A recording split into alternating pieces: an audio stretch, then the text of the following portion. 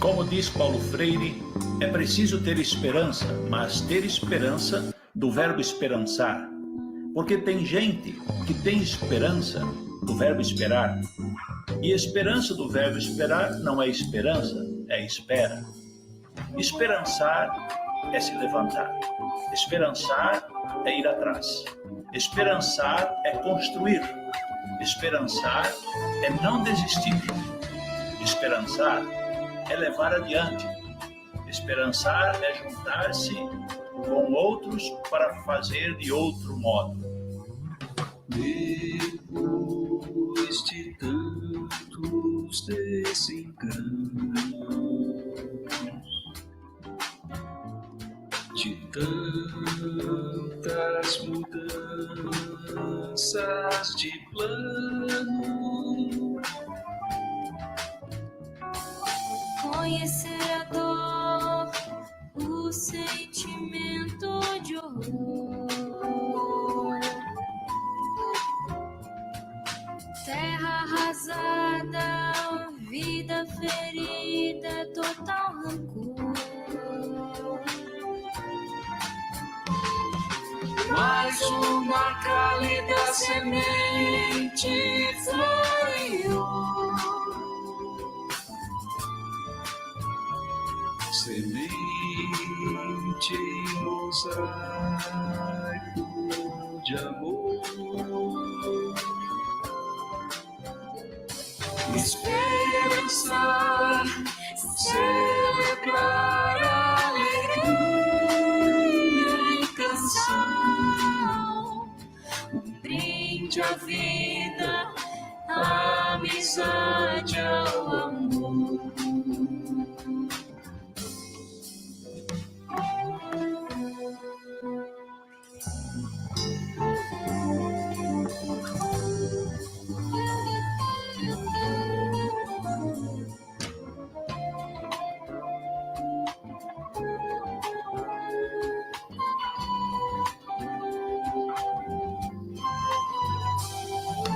Todo canto, cada canto, desencantos. Esperançar em cada dia nosso canto. Angústia da vida em grito e desespero.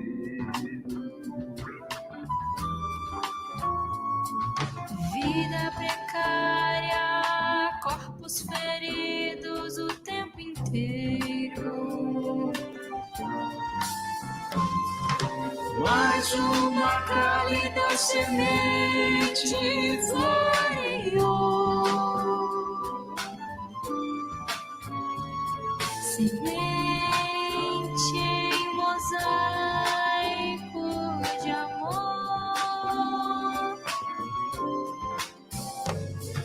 Esperança, celebrar a alegria em canção. Brinde à vida, à amizade, ao amor. Sempre esperança.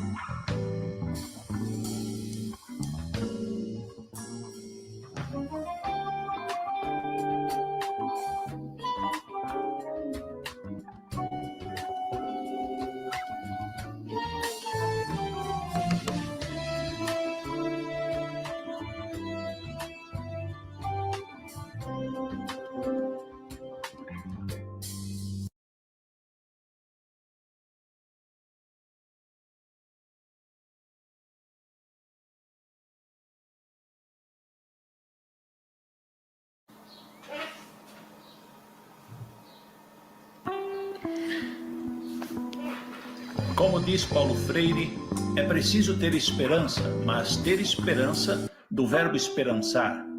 Porque tem gente que tem esperança do verbo esperar. E esperança do verbo esperar não é esperança, é espera. Esperançar é se levantar. Esperançar é ir atrás. Esperançar é construir. Esperançar é não desistir. Esperançar é levar adiante. Esperançar é juntar-se com outros para fazer de outro modo. Depois de tantos desenganos, de tantas mudanças de plano, Conhecer a dor, o sentimento de horror.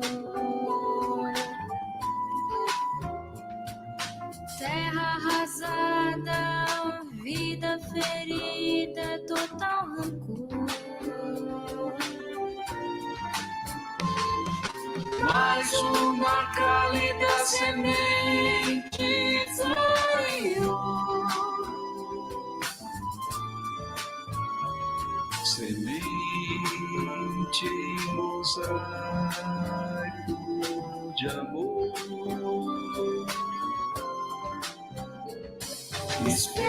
Esperançar, celebrar a alegria em canção. Um brinde à vida, A amizade ao amor.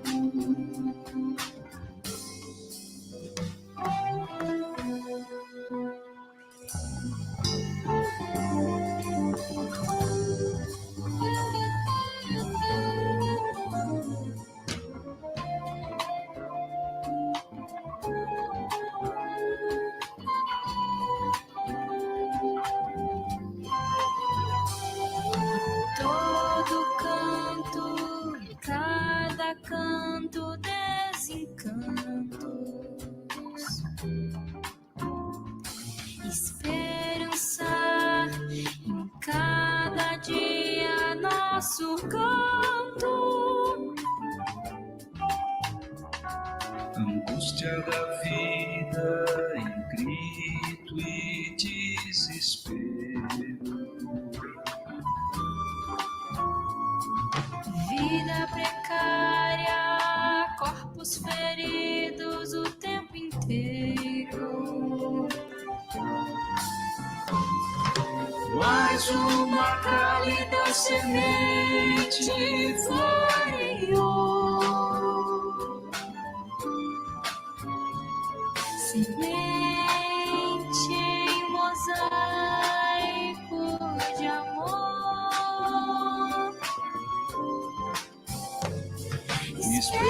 Esperançar, celebrar a alegria em canção. Brinde a vida, a amizade ao amor. Sempre esperançar.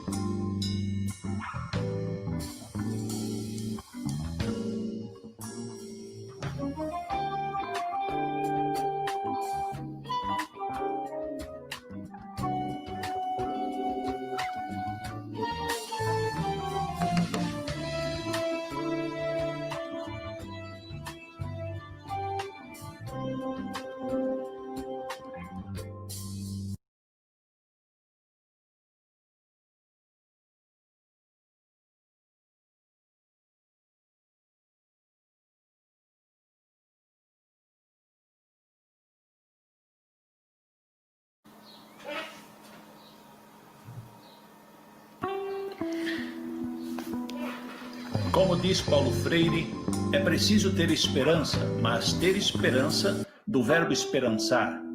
Porque tem gente que tem esperança do verbo esperar. E esperança do verbo esperar não é esperança, é espera. Esperançar é se levantar. Esperançar é ir atrás. Esperançar é construir. Esperançar é não desistir. Esperançar é levar adiante. Esperançar é juntar-se com outros para fazer de outro modo.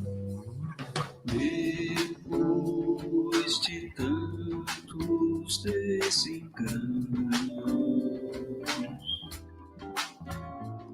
de tantas mudanças de plano,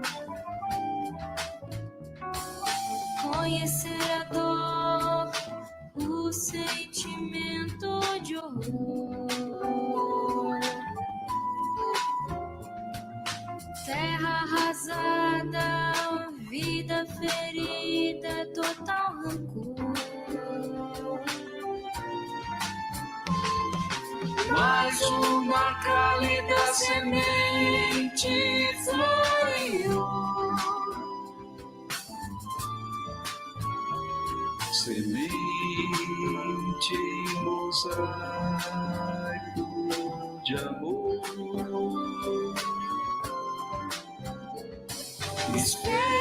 Esperançar, celebrar a alegria em canção, um brinde à vida, à amizade, ao amor.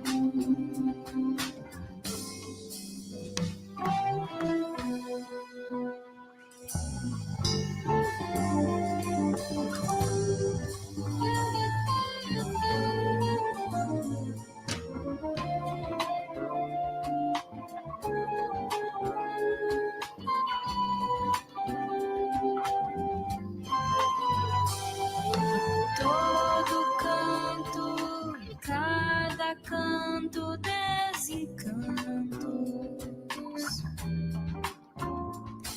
Esperançar em cada dia nosso canto. Angústia da vida em grito e desespero. Vida precária, corpos feridos o tempo inteiro. Mais uma cálida semente floreou. Semente em mosaico de amor.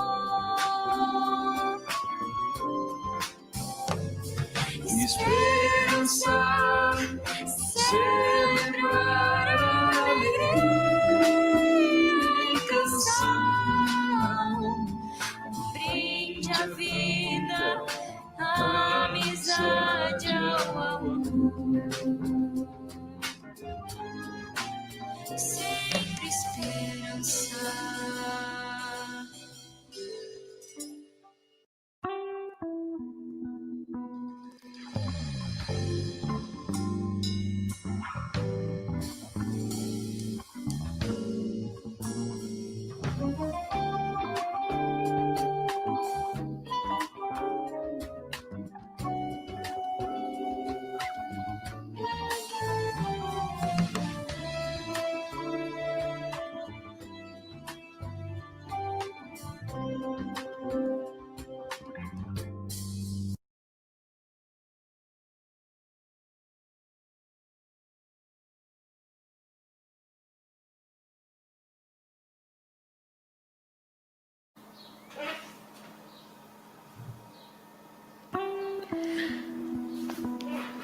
Como diz Paulo Freire, é preciso ter esperança, mas ter esperança do verbo esperançar.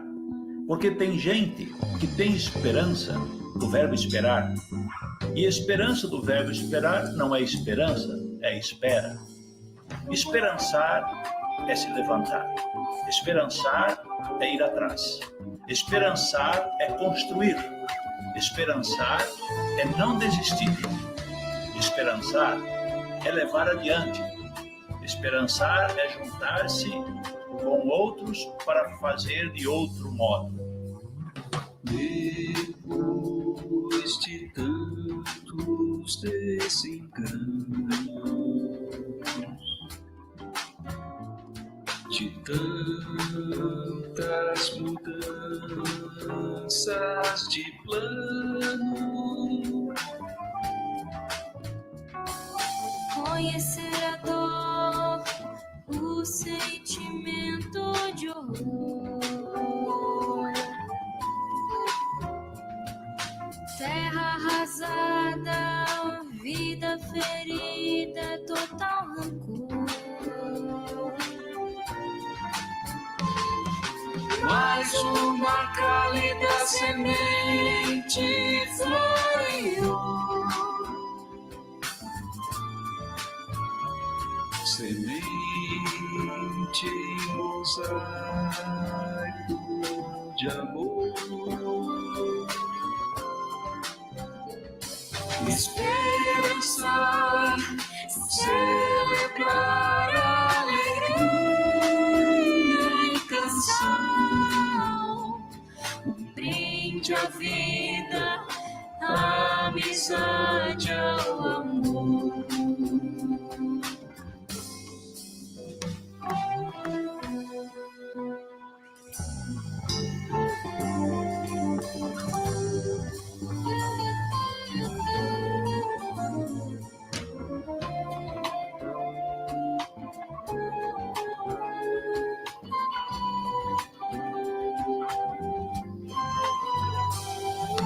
Todo canto, cada canto, desencantos. Esperançar em cada dia nosso canto. Angústia da vida em grito e desespero. Vida precária, corpos feridos o tempo inteiro. Mais uma cálida semente floreou. Semente em mosaico de amor.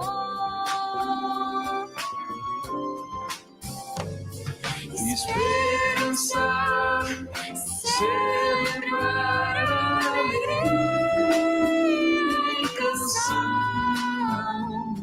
Um brinde à vida, à amizade, ao amor. Sempre esperançar.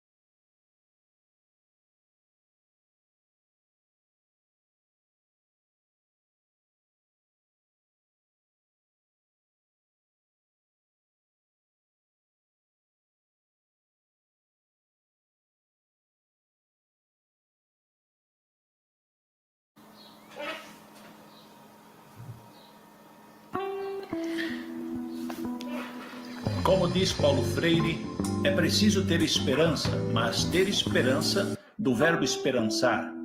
Porque tem gente que tem esperança do verbo esperar. E esperança do verbo esperar não é esperança, é espera. Esperançar é se levantar. Esperançar é ir atrás. Esperançar é construir. Esperançar é não desistir. Esperançar é levar adiante. Esperançar é juntar-se com outros para fazer de outro modo. Depois de tantos desenganos, de tantas mudanças de plano.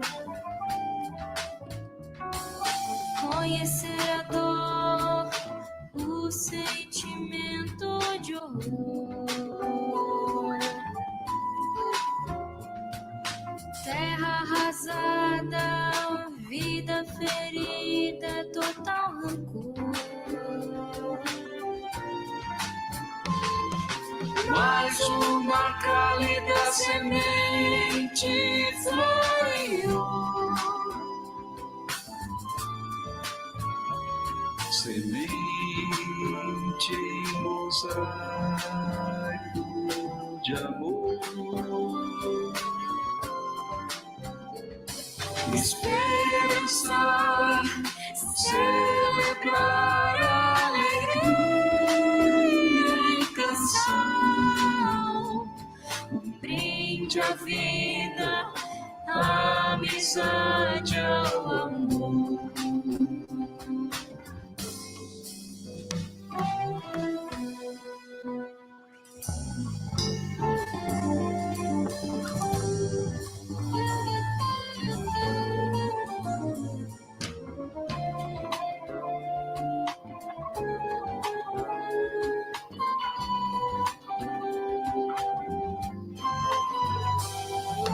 Todo canto, cada canto desencantos.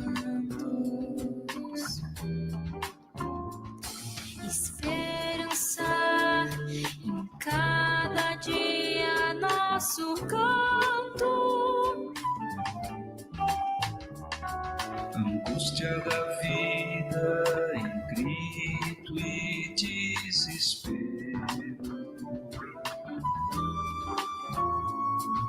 Vida precária, corpos feridos o tempo inteiro. Mais uma cálida semente floreou. Semente em mosaico de amor. Esperança, celebrar a alegria em canção. Um brinde à vida, à amizade, ao amor. Sempre esperança.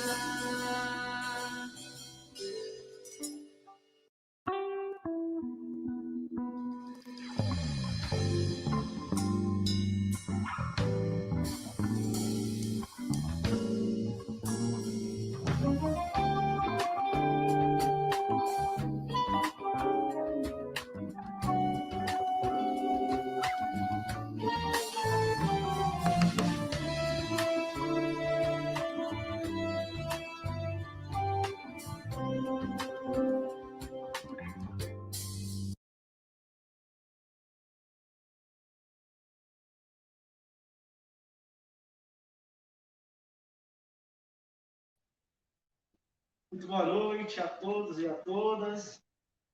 Estamos iniciando o terceiro mosaico cultural. Vou tirar a máscara. O que seria o mosaico cultural?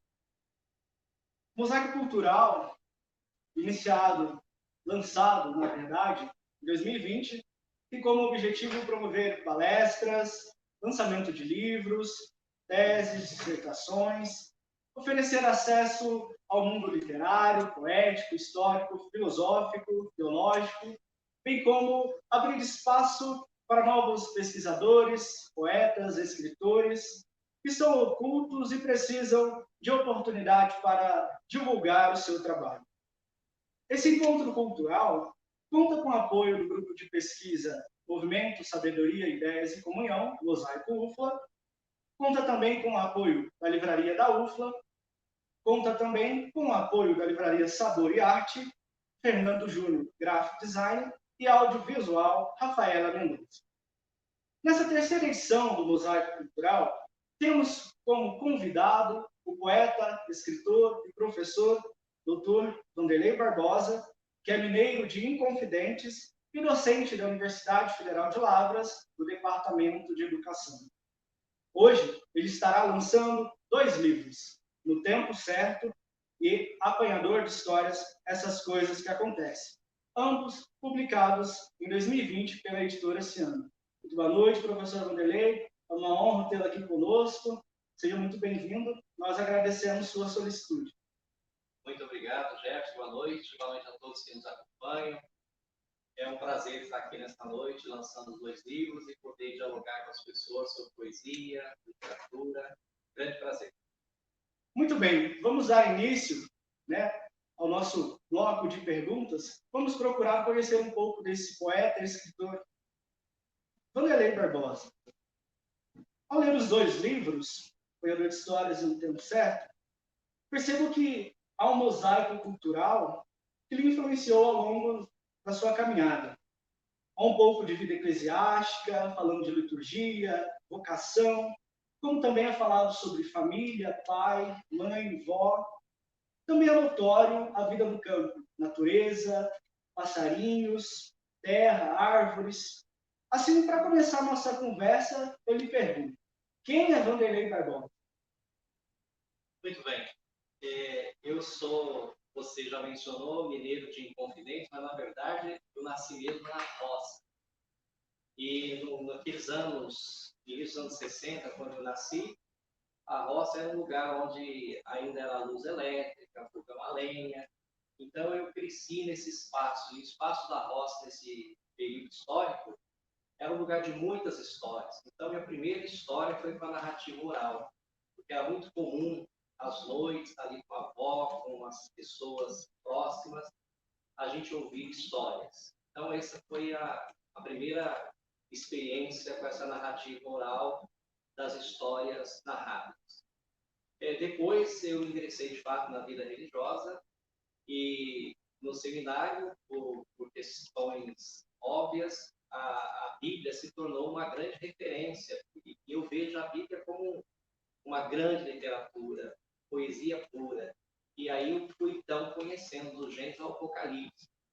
E claro que na minha infância, nesse período da roça, a gente não tinha acesso aos livros, a nenhuma leitura. Eu dizia, a experiência oral.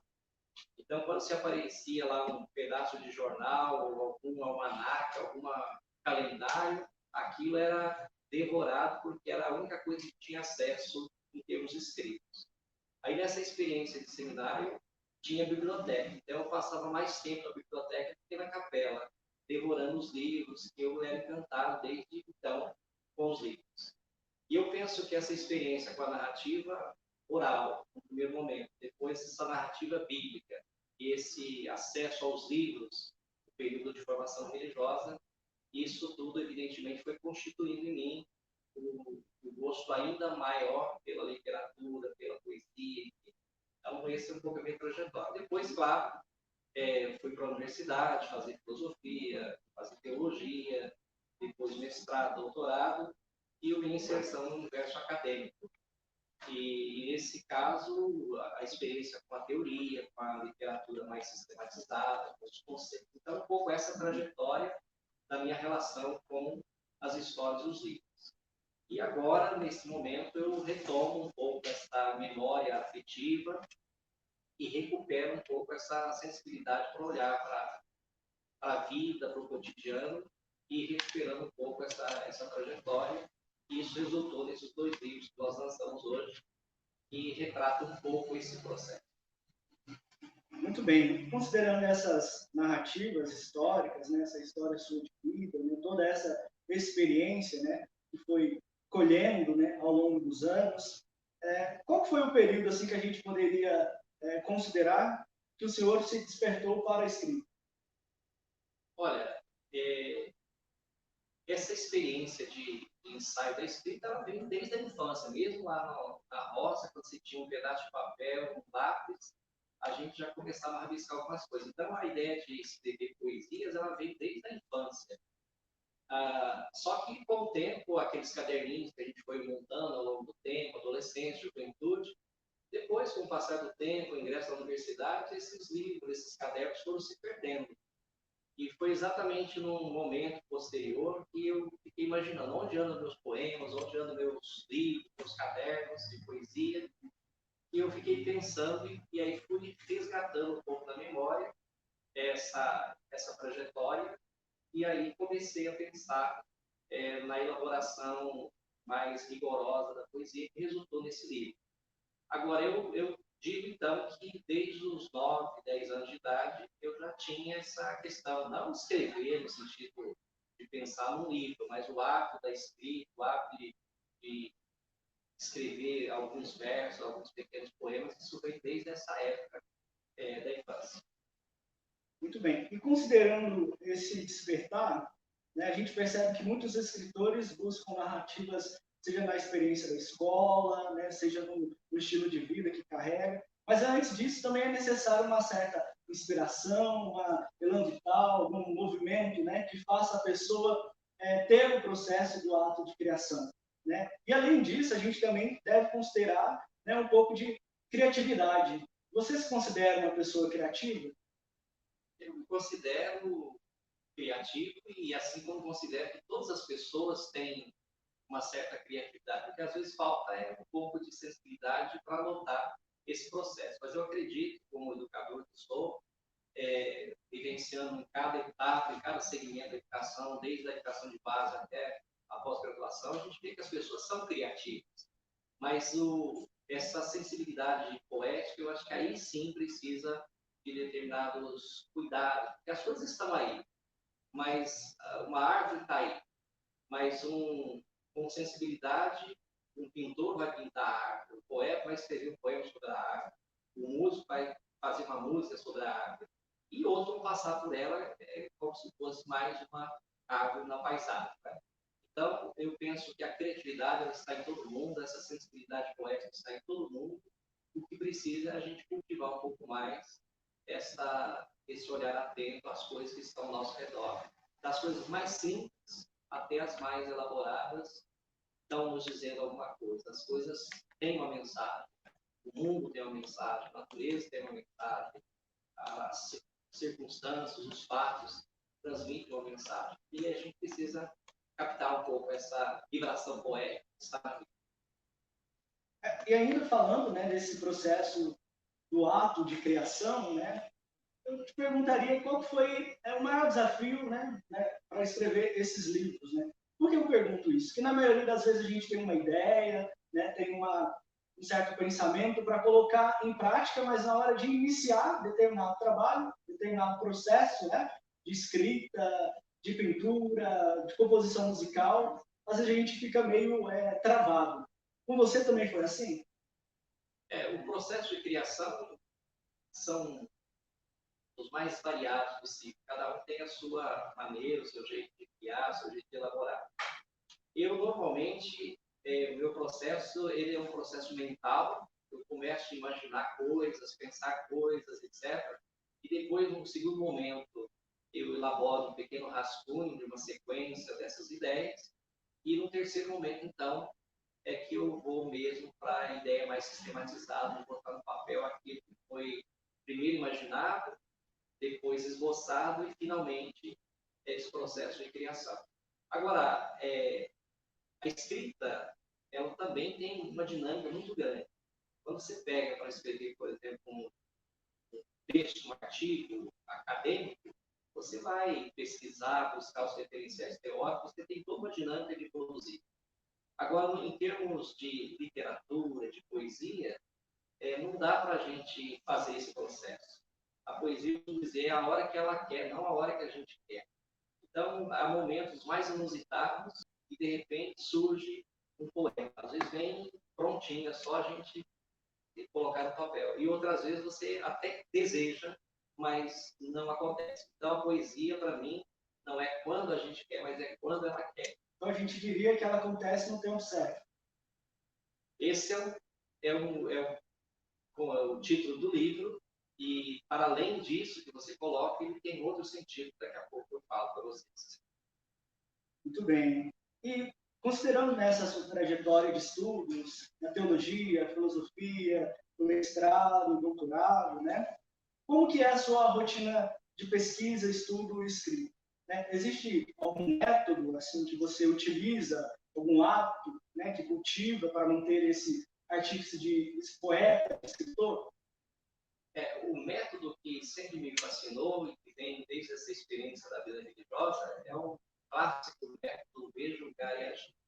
É um método que funcionou muito nas comunidades eclesiais de base, foi muito utilizado pelo pensamento progressista da igreja, que é exatamente essa capacidade de fazer o diagnóstico de uma realidade à luz de alguns critérios, julgar e pensar e refletir sobre essa realidade e, ao mesmo tempo, pensar alternativas, pensar brechas, pensar proposituras. Então, esse método é um método que me acompanha desde longa data. Agora, pessoalmente, eu tenho sempre mantido o hábito de sempre estar com uma leitura por prazer. Para além das nossas atividades acadêmicas, que, por dever de ofício, nós temos que ler determinados textos, determinados autores, mas para além desses que é dever de ofício, eu sempre busquei manter a leitura de um romance, de poetas, de outros livros, por puro prazer. E me parece que isso nos ativa, o estilo de cada autor, o jeito de cada um abordar, isso vai nos influenciando, isso vai nos impregnando também. Então, eu sempre mantive esta rotina de fazer uma leitura permanente, paralela, desses autores, por prazer, sobretudo no campo da literatura. Certo. A gente poderia dizer que quanto mais a gente lê, né, mais aperfeiçoamento a gente ganha na escrita, né, contribui muito no desenvolvimento das pesquisas, né, no processo de criação. E considerando toda essa trajetória de pesquisa, esse mundo da literatura, né, que você é bem envolvido, né, além desses livros de poesia, contos que a gente está lançando hoje, qual outro livro, né, que você já escreveu ao longo da sua vida? E ainda, existe alguma outra temática, né, algum outro livro que você tem pretensão de escrever? Ótimo. Então, como eu disse, essa experiência no campo da poesia, ela me acompanhou na adolescência, na juventude, depois isso ficou um pouco do lado. E na universidade, e até mestrado, doutorado e tudo mais, o foco foi trabalhar os grandes teóricos. Então, evidentemente, o foco foi pensar esses autores. Mas eu sempre mantive, como eu disse, essas leituras paralelas desses autores literários por prazer. E isso foi influenciando. Agora, devido à experiência na vida acadêmica, os meus escritos até então eram escritos mais acadêmicos, sobre a ética, sobre o pensamento latino-americano, que são temas que eu tenho grande apreço e fui fazendo isso academicamente falando. Então, livros mais conceituais, livros mais filosóficos. Agora, eu me interessei e quis dar vazão para essa dimensão mais literária, a partir dos contos e da poesia. E durante a quarentena, também esse período que está assolando o mundo todo, nós, as universidades fecharam, as escolas fecharam, enfim, houve um momento que todos nós fomos impactados por esse processo. Aí, nesse momento, com uma amiga querida, a Dalva Lobo, nós escrevemos esse livro aqui também, sobre as lições poéticas e filosóficas para o século XXI. Que são exatamente as lições que a gente deveria aprender desse processo de pandemia. E, claro que esse gosto da escrita ele vai nos tomando, e eu tenho mais adiante aí alguns projetos, tem mais contos já sendo organizados, e tem um romance que está praticamente pronto, e brevemente eu espero estar aqui no Saborearte, lançando num tempo mais propício, cheio de pessoas, onde a gente possa estar mais próximos, inclusive para um abraço coisa que hoje nós fazemos remotamente. Mas quem está aí remotamente, sintam-se abraçados por nós nesse momento também.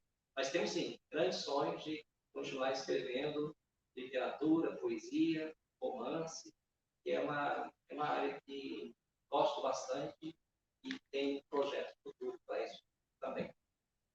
Certo. E como bom mineiro, a gente percebe que você é uma pessoa que gosta de contar muitas histórias, né? É o título do seu mais novo livro, né? Apanhador de Histórias, essas coisas que acontecem. Conta um pouco para a gente como que surgiu essa obra. Então, esse livro, Apanhador de Histórias, essas coisas que acontecem,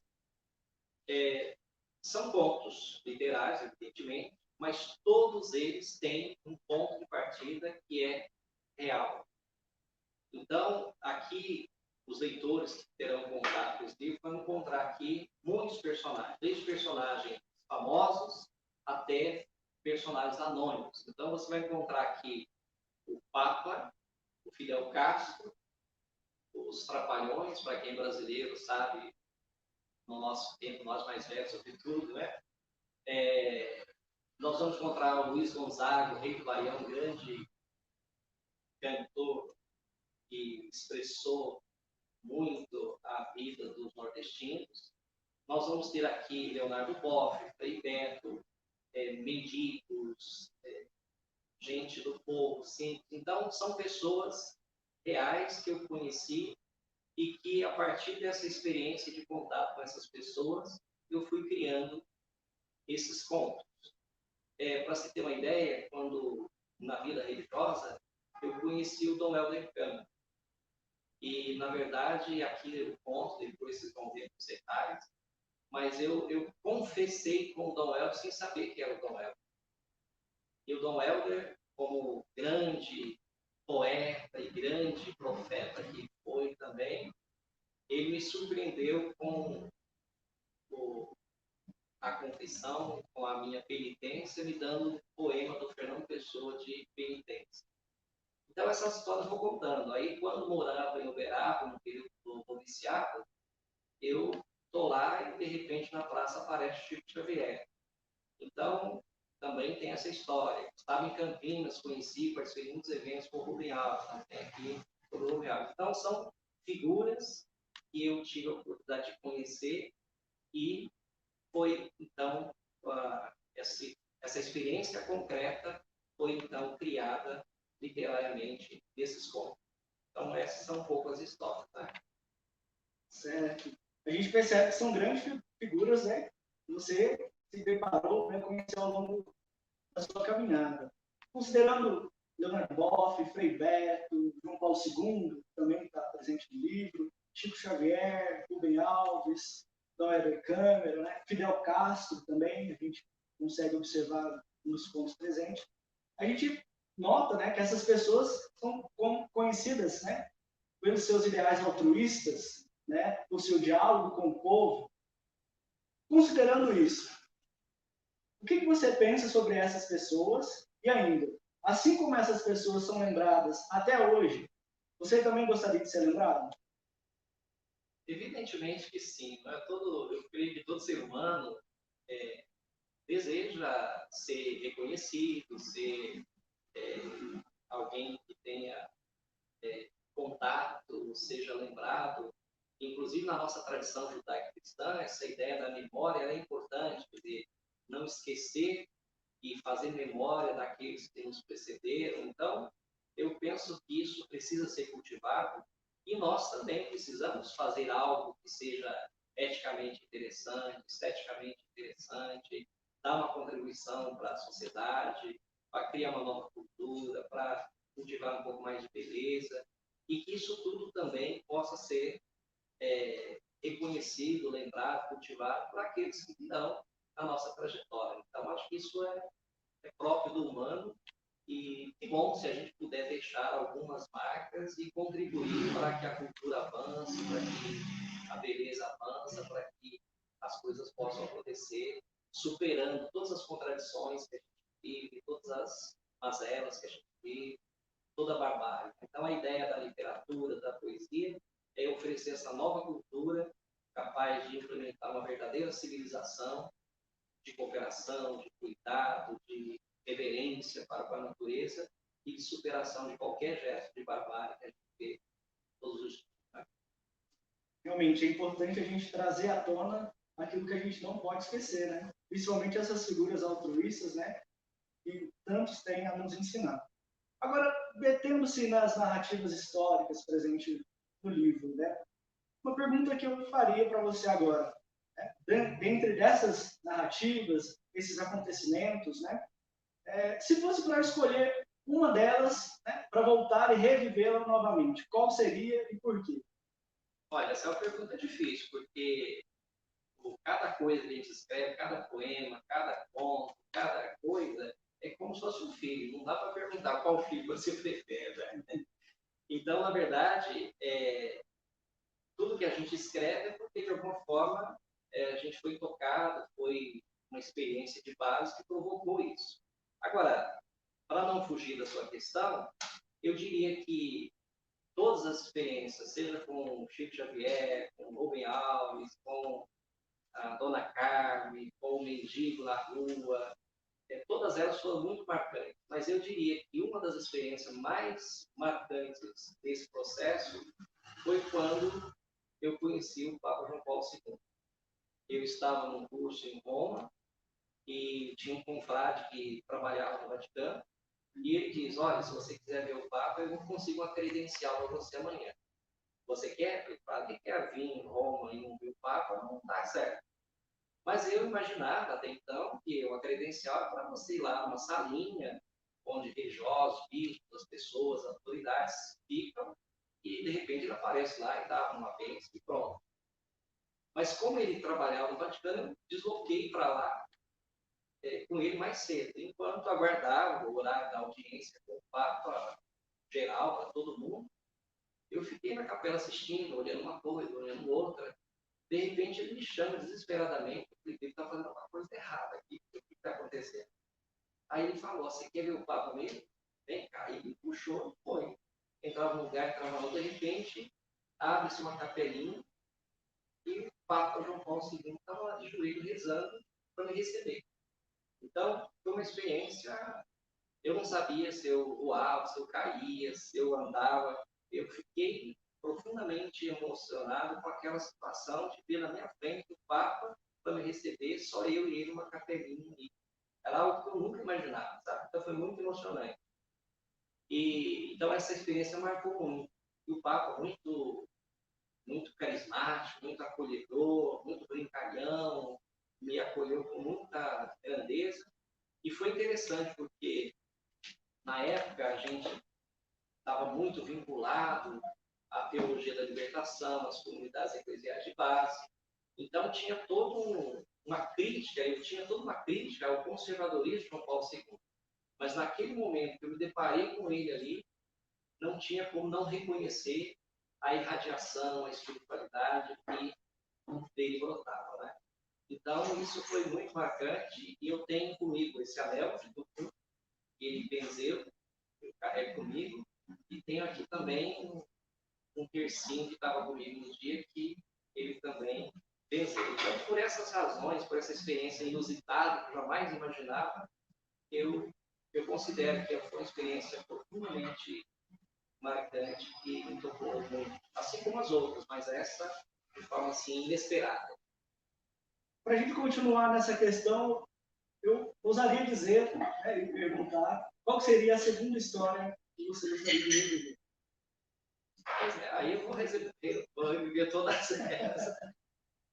Mas, de novo,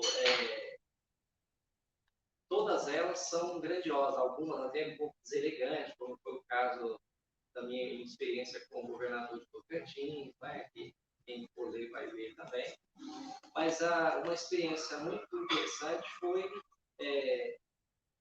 a experiência com os Trapalhões, o Sul Zacarias, que aconteceu no Rio de Janeiro, e não com eles a experiência em si, mas a experiência, a postura da repórter que estava cobrindo o evento.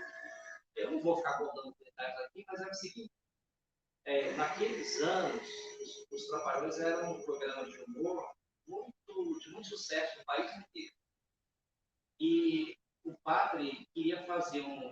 festa para arrecadar dinheiro para manter uma creche, que naquele tempo era muito comum as creches estarem vinculadas às instituições religiosas. E o que fazer para arrecadar dinheiro? Aí o sacristão disse, olha, eu conheço no sul, eu nasci na mesma comunidade, eu cresci com ele, se eu chamar ele vem. O padre não deu muita bola, porque imagina, o global vinha aqui fazer uma festa aqui na comunidade, mas no dia seguinte ele confirmou que era verdade, que o Zacarias vinha também. Então foi um auê, a sociedade toda, a comunidade toda feliz, mas no dia do evento, a Globo veio cobrir a festa, fazer entrevista, mostrar o evento. E aí o Monsenhor Zacarias disse, nós não podemos fazer o espetáculo, porque nós temos que comprar a exclusividade, e eu vim aqui como Antônio Carlos, eu não vim aqui como moço, portanto eu não posso fazer. Aí o padre conversa com a repórter, ela desliga todos os aparelhos, senta na plateia, assiste junto, e no final ela emocionada me diz, foi a melhor reportagem que eu fiz. Então isso me tocou muito, e é algo que eu narro aqui também, é um dos pontos que também me marcou profundamente. Então essa é uma outra história que eu gostaria de viver.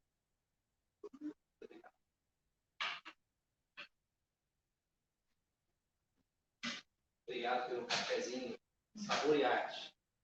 Sabor e arte, café e boa leitura. Mesmo aqui. Eu pergunto sobre essas histórias, né, de revivê-las, porque você também tem um livro, né, que fala sobre Leonardo Boff, né, e você tem uma adesão muito grande pelas obras do Leonardo Boff, né, as suas inspirações literárias também vêm de Leonardo Boff, né, eu queria que você falasse um pouco dessa, né, e por que ela não está entre as primeiras, né, que você lembrou de João Paulo II dos Trapalhões. O Leonardo Boff, o que ele significa na sua vida?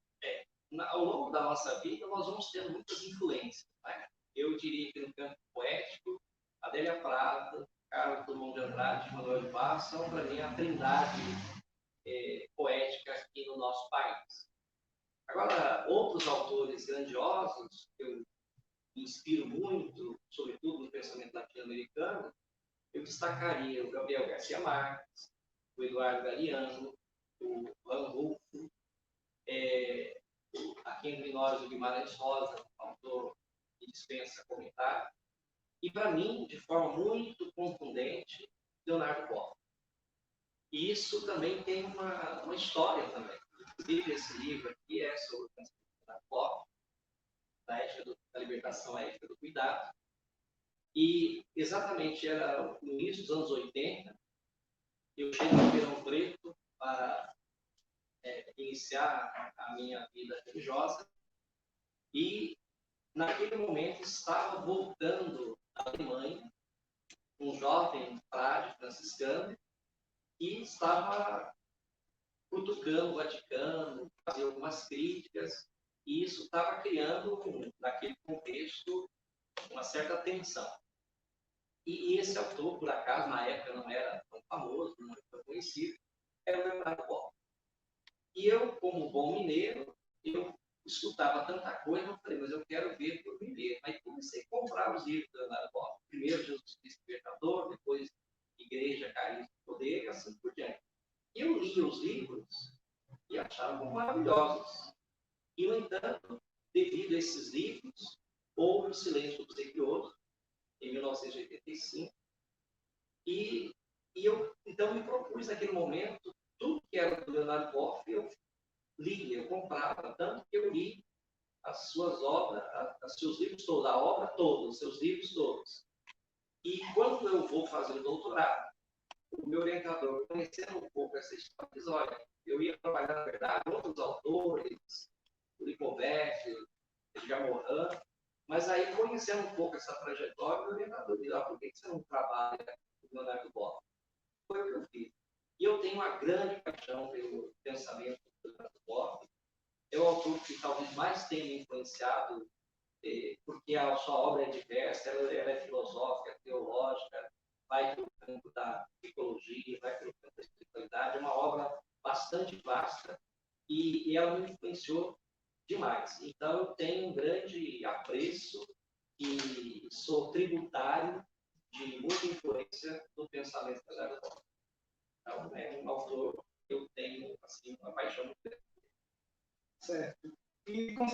gente está falando de tempo, de memória, né? Vamos se deter agora no livro do Tempo Certo. Né? A gente percebe que a epígrafe do livro é a seguinte: debaixo do céu há momento para tudo, o tempo certo para cada coisa. Eclesiastes 3:11. Pergunto para você, qual que seria esse tempo certo? Tem horas, minutos, segundos? Esse trechinho do Eclesiastes, eu considero que ele tem um fundo de verdade grandioso. É isso mesmo, cada coisa na vida tem o seu tempo. Né? Então, nós vivemos momentos de euforia, momentos de baixo astral, momentos de frustração, momentos de exuberância. Então, a vida humana é feita de todas essas coisas. Então, um pouco de sabedoria é entender que cada coisa tem seu tempo e como é que a gente lida com cada uma delas.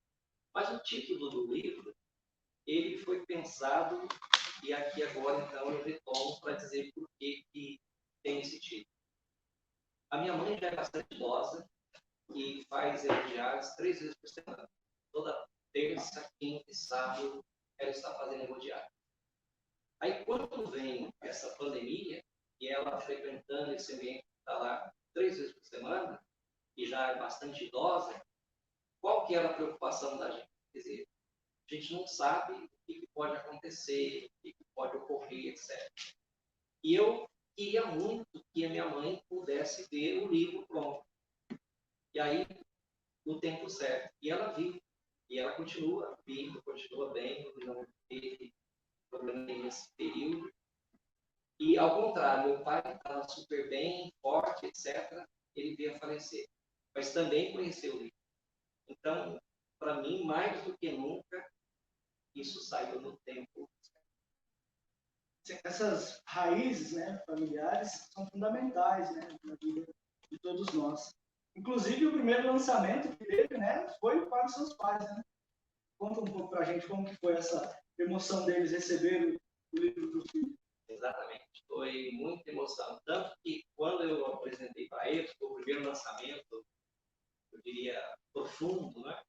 Hoje, aqui, oficialmente, a gente está socializando com mais pessoas, mas eu levei o livro porque nós estávamos vivendo esse tempo de pandemia, eu não sabia quando é que a gente teria a possibilidade de fazer, a gente tinha esperança de que pudesse reunir as pessoas, poder fazer uma noite de confraternização para fazer o lançamento, mas como isso não foi possível, peguei os 2 livros, levei para mostrar para eles, aí estava só os 3 no quarto, e aí eu mostrei, olha, saíram mais 2 livros deles aqui.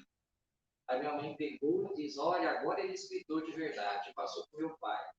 Aí meu pai pegou os livros do jeito dele, assim, e falou assim, olha, não é fácil não de chegar nessas arturas. E olhou e ficou bonito o livro, tem até uns detalhes assim.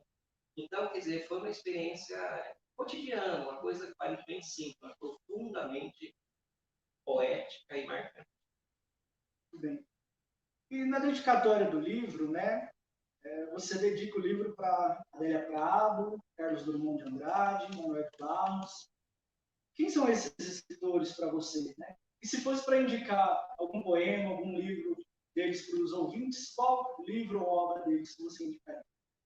Então, eu já mencionei há pouco que, para mim, Carlos Drummond de Andrade, Adélia Prado e Manuel de Barros são os 3 grandes poetas aqui da nossa cultura brasileira.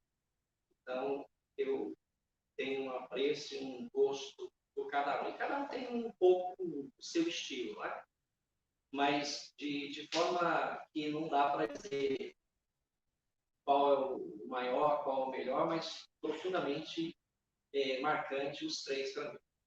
Agora, o Manuel de Barros, pela sua capacidade de dar valor àquilo que aparentemente não tem valor. Eu acho isso de uma grandeza, de uma pedagogia maravilhosa, você dá valor àquilo que aparentemente não tem valor. As pequenas coisas da natureza, da vida cotidiana. A Adélia Prado, igualmente, é uma autora que tem uma forte experiência cristã, uma espiritualidade profunda, e ela, a partir dessa experiência poética, espiritual, ela também valoriza coisas do cotidiano. Então, isso eu acho também maravilhoso. E o Carlos Drummond é o grande poeta. né? E, então, eu diria que Bagagem, de Adélia Prado, é um livro dispensável. Né? Meu Quintal, Maior que o Mundo, do Manuel de Barros, também precisa ser lido por todos. E o Drummond é a obra completa, porque não dá para dizer isso ou aquilo, mas é algo que a gente precisa conhecer. Então, um poeta completo. Então, são os três grandes que me inspiram a muito. Né? E se fosse para você conhecer um deles, qual que seria? Por razões óbvias, a Adélia Prado, porque o Manuel de Barros já apareceu, o Drummond também. A Adélia, ainda aqui próximo em Divinópolis, eu ainda acalento a esperança de aproximar, passar um dia com ela, quem sabe tomar um cafezinho no Saborearte com ela. Eu gostaria muito de conhecê-la. Seria uma grande realização. Certo. E ainda no livro O Apanhador de Histórias, né, tem um conto intitulado O Homem do Amor, né, presente nesse livro. Queria que você falasse um pouco, né, desse conto, como que surgiu, para aguçar a curiosidade, né, dos ouvintes, né? E eu te perguntaria, para você, aonde que está o amor? É possível enxergá-lo? Ele tem alguma localidade? Pois é, eu falei de tantos nomes que são os contos aí de pessoas grandes, de conhecimentos, né, pessoas que têm grandes vultos da história. Agora, esse, por acaso, é um mendigo de rua. Eu fazia universidade em Campinas, um dia passando pela rua, eu me deparo com ele. Eu não vou contar a história aqui, quem quiser vai ter que ler o conto inteiro. Mas eu me deparo com aquele homem que estava preocupado com a hora. E eu fiquei encucado, por que alguém na rua, preparando ali o papelão para dormir na rua, está preocupado com horas? Eu voltei e comecei a conversar com ele. E aquele mendigo tinha tanta sabedoria, tinha tanta beleza, falava tanta coisa interessante, e eu, na época, estudando Gabriel Marcel, Nietzsche, os grandes filósofos, eu via naquele mendigo um grande sábio à altura desses filósofos que eu estudava na época. E aí, então, eu faço um diálogo com ele, depois eu narro essa história, nunca mais vi na minha vida, até que cheguei a procurar para ver se via por perto, para ver se conversava, nunca mais pude ver esse homem. E aí eu termino um conto dizendo o seguinte: será que ele era o homem do amor? Quem era esse homem que passava tanta sabedoria e que é uma pessoa da rua? Né? Então, isso me marcou muito. E por isso eu digo, o amor é uma realidade central na vida de todos nós seres humanos, e ele está em todo lugar. O que nós precisamos, às vezes, é a capacidade de ir além das aparências e mergulhar mais profundamente nas questões. Porque, às vezes, um mendigo na rua, você só vê como um estouro, uma coisa que está ali atrapalhando. E ali pode ter uma surpresa extraordinária. Assim como em fatos dos mais inusitados, você pode ver a presença dessa amorosidade que está presente no ser humano, está presente na vida. Então, é preciso que a gente esteja mais atentos, mais sensíveis para perceber esses gestos de amorosidade que estão na vida, os acontecimentos estão em todo lado. Muito bem. Alguns comentários aqui do pessoal das redes sociais. David Maicon disse: boa noite, professor. Parabéns, você, como sempre, nos inspira. A Valdene Fábula: um grande abraço, meu irmão querido. Você é um orgulho para todos nós. A Inha Henriques: meu abraço carinhoso ao Vanderlei. É com alegria e orgulho que participo desse lançamento. Desejo que possa nos presentear com muitos outros livros. José Francisco Mauro de Oliveira: boa noite, parabéns pelos livros, professor Vanderlei. Maravilha, agradeço às pessoas que estão participando, pessoas queridas, outros pelo nome, alguns não consegui lembrar, mas, enfim, todos muito queridos, e agradeço demais esta mensagem de apoio. E espero que a gente continue dialogando e escrevendo mais coisas, socializando com todos vocês aquilo que a gente vai lendo e experienciando. Muito bem, daqui a pouco a gente vai anunciar a ganhadora do sorteio ou o ganhador do sorteio, mas antes a gente vai para as perguntas que mandaram nas redes sociais. A Joyce Rezende pergunta assim: professor, quais conselhos você daria para aqueles que desejam iniciar suas escritas? E entre tantos poetas, qual o seu preferido ou sua referência? Então, a questão da escrita, de novo, é um jeito, um estilo, e cada um tem que descobrir o seu modo. Um é mais visual, outro é mais imagético, outro é mais pesquisador. Enfim, cada um tem um pouco o seu estilo. O importante é descobrir esse jeito. Agora, a questão fundamental é o ritmo, o hábito. A gente precisa criar o hábito da leitura e da escrita. Então, o ano tem 365 dias. Se todo dia a gente escrever 2, 3 linhas, com vigor, com intenção, ao final de um ano você terá aí muitas linhas para poder compartilhar com as pessoas. Então, eu diria que é descobrir o seu estilo de apropriação das coisas e, fundamentalmente, manter esse hábito da leitura e da escrita cotidianamente. Isso ajuda muito a gente a ir se organizando na escrita. Essa é a minha experiência. Ela ainda perguntou, né? Qual o seu preferido ou a sua referência? Pois é. No campo da poesia, eu destacaria, reiterando, os 3 grandes nomes que me acompanham muito. Tem Carlos Drummond de Andrade, Adélia Prado e Manuel Barros. São a trindade da poesia brasileira aqui. Agora, tem outros autores que eu encanto muito com o seu estilo. Eu já citei o Eduardo Galeano, que é um pensador uruguaio, escreveu aquele livro monumental da historiografia latino-americana, que é exatamente As Veias Abertas da América Latina, e é um estilo de escrever que gosto muito. E outros livros que ele escreve, tem, por exemplo, Livros dos Abraços, que são pequenas histórias também, de fatos mais inusitados, mas que ele consegue passar isso com uma grandeza fabulosa. Então, o Eduardo Galeano é alguém que me inspira muito também. E como esquecer Guimarães Rosa, como esquecer Gabriel Garcia Marques, o Van Roof, que eu citei, eles são grandes nomes. Então, conhecer um pouco essa literatura, no caso brasileira e latino-americana, para nós é fundamental, para a nossa identidade, para a nossa cultura. E, no meu caso, eles me inspiraram, me ajudaram muito a encontrar um jeito de escrita que eles têm e que eu procuro, pelo menos, me apropriar desse estilo de escrita. E ainda nessa questão, né, a Andressa pergunta assim, professor Vanderlei, quais autores foram essenciais para a formação da sua identidade de escritor? Tudo isso que eu já citei, claro que fazem parte, tem um grau de influência. Agora, o autor que mais eu devorei e que tem uma marca profunda na minha vida é o Leonardo Boff. A Pamela Monteiro pergunta assim, professor, o que a escrita lhe proporciona? Qual a magnitude para a sua vida?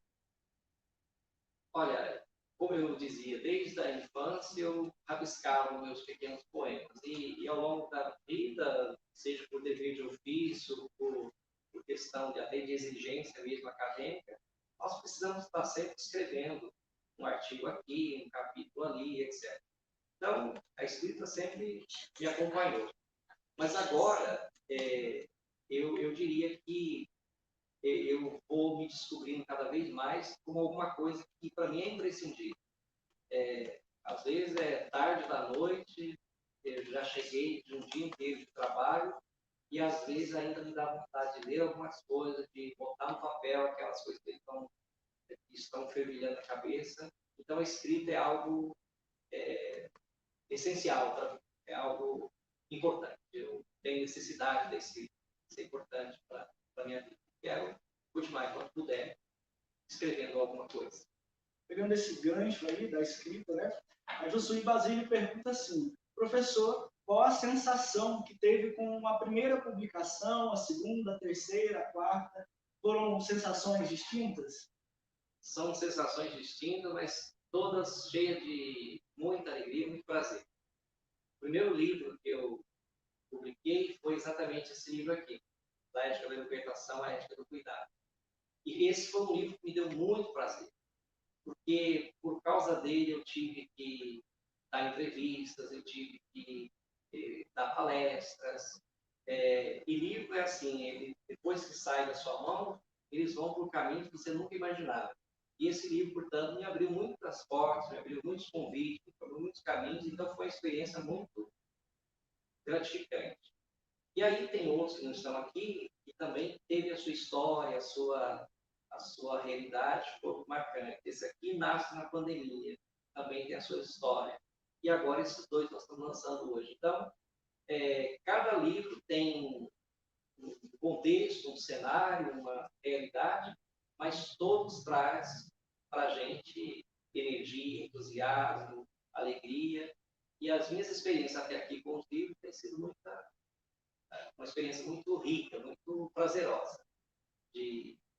Eu estudo, por exemplo, ontem mesmo alguém deu um retorno dizendo assim, olha, eu estou há muito tempo sem escrever, eu aposentei, saí da vida acadêmica, e agora eu senti convocado a escrever também. Então, são esses retornos que são maravilhosos. Né?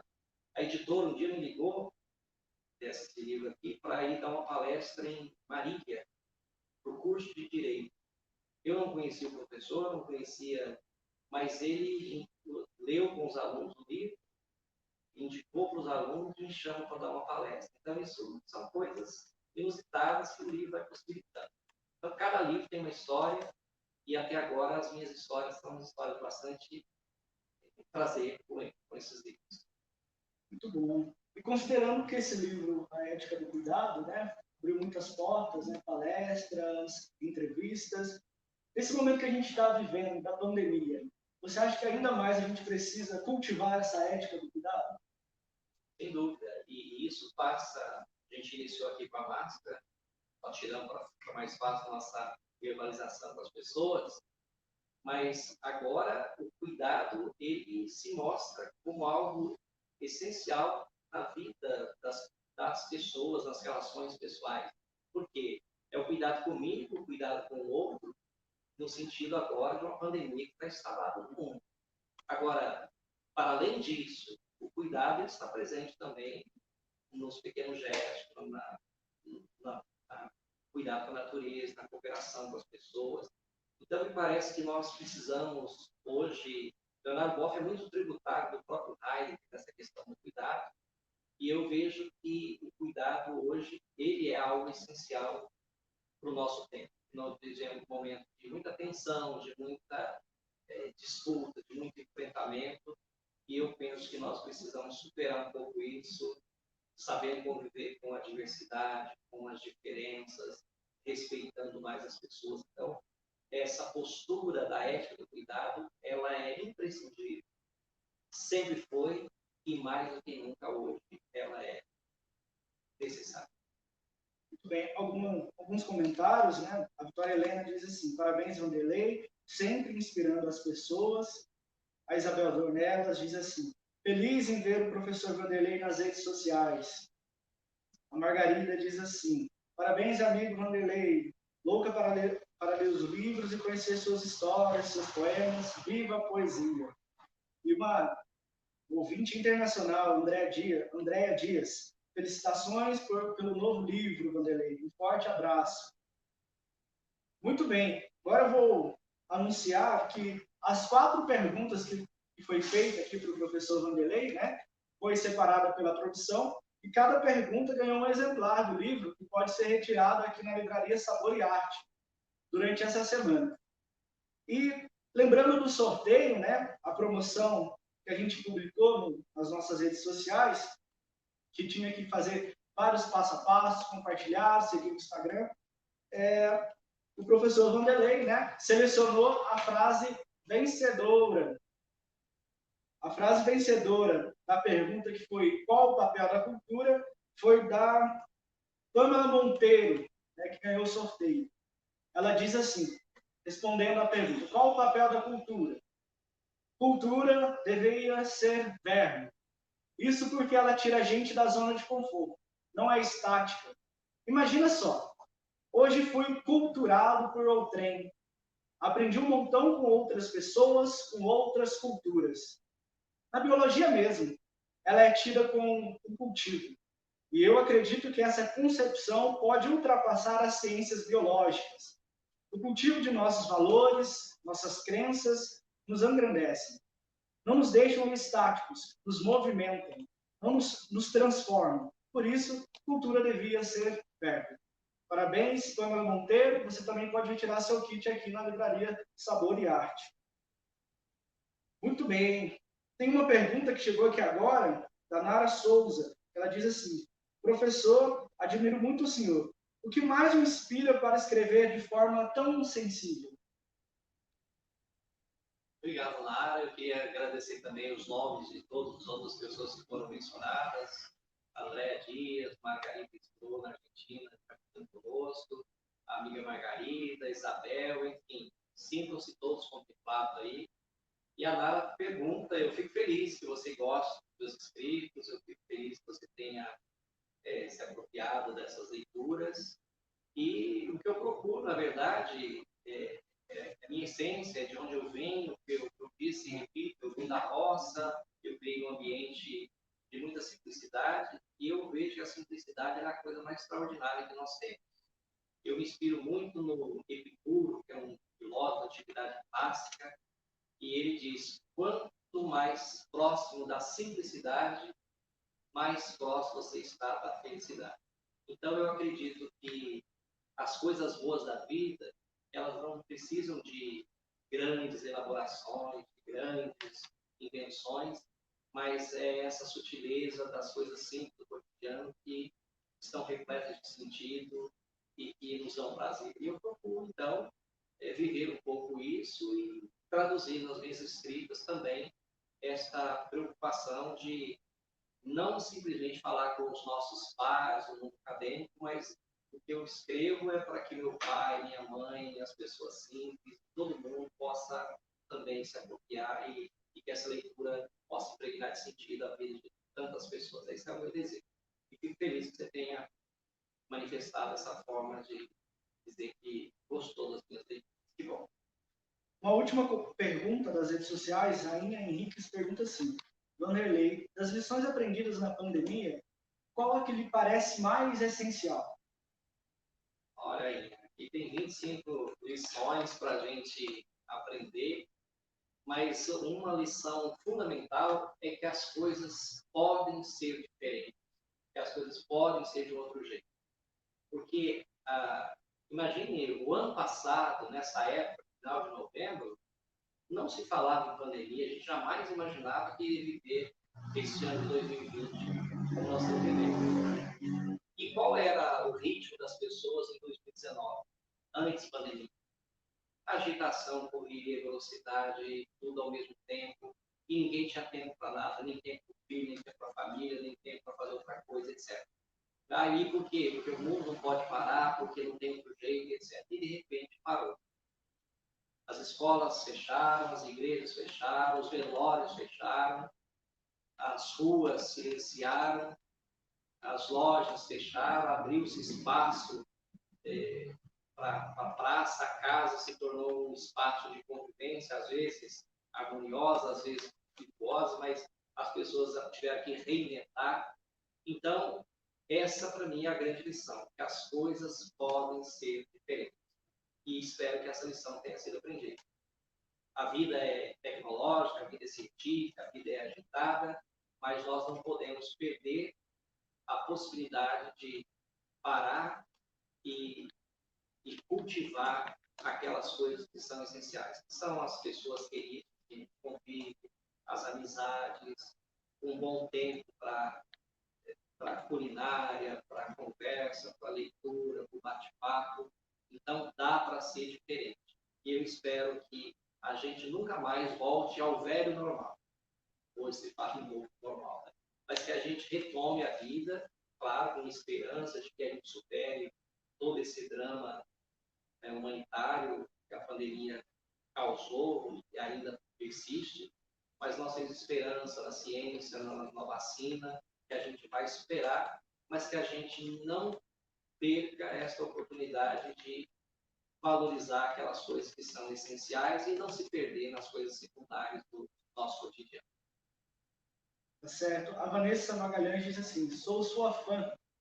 E uma ouvinte lá da Argentina, Margarita, que bom te escutar, Vanderlei. Felicidades. Tomara que logo podemos nos encontrar novamente. Te mando um grande abraço. Quero ler tuas histórias.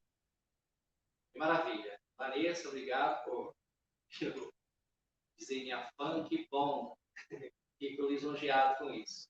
E Margarita, querida, muito obrigado também pela sua participação. É uma honra tê-la conosco nesta noite, mesmo que remotamente.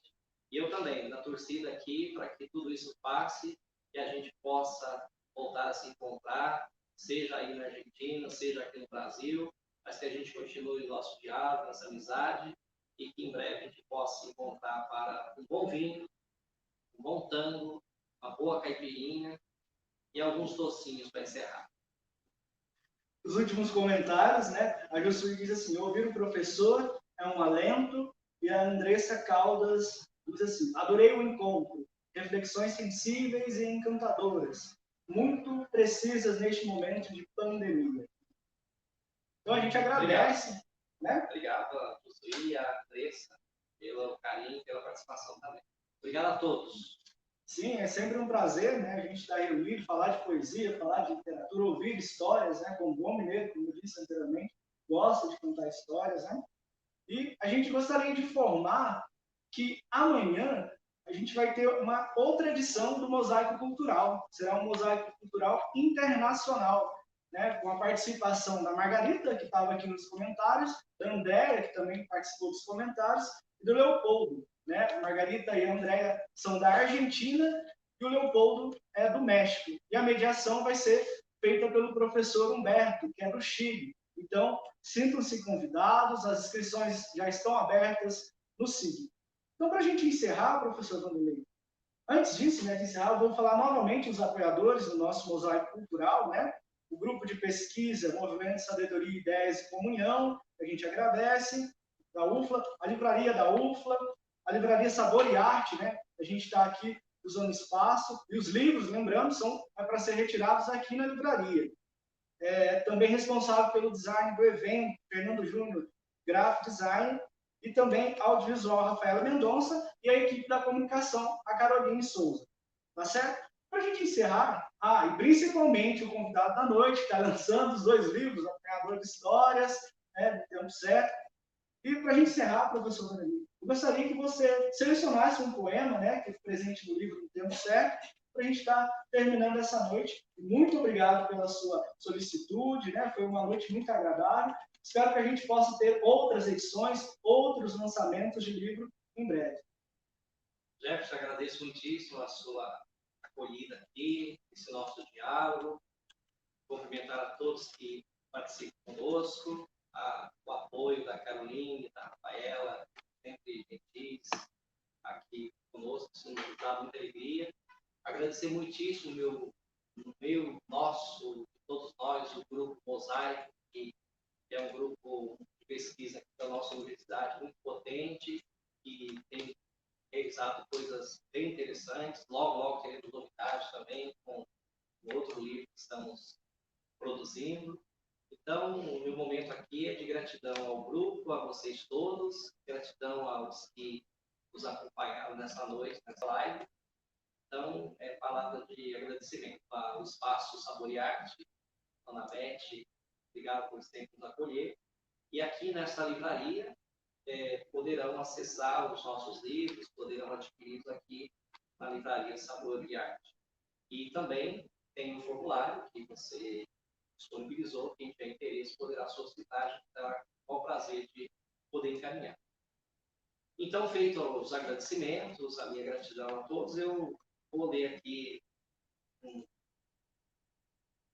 poema para vocês sentirem vontade de ler os demais. Eu vou... Pode ser 2 pequenos poemas aqui? Fica à vontade. Então, vamos lá. Então, o primeiro poema é Filho Pródigo. O título é conhecido de todo mundo. E depois vocês lendo vão sentir um pouco o que se trata. Mas diz assim: todo ser humano Cada um a seu modo tem seu momento de filho pródigo. Eu tive o meu. Quando meu pai soube que eu ia voltar, fez caiação no quarto para me receber. Era tanto o brilho nos seus olhos que o branco do cal ficou verde da cor do sol. Não me cobriu de beijos, não pôs túnica nova em mim, não providenciou novilho cevado, não colocou anel de ouro em meu dedo, mas a festa dura até hoje. E o outro poema é Ode à Preguiça. Essa é uma condição essencial, viu? O ócio e a preguiça é fundamental para a criatividade, curtir isso.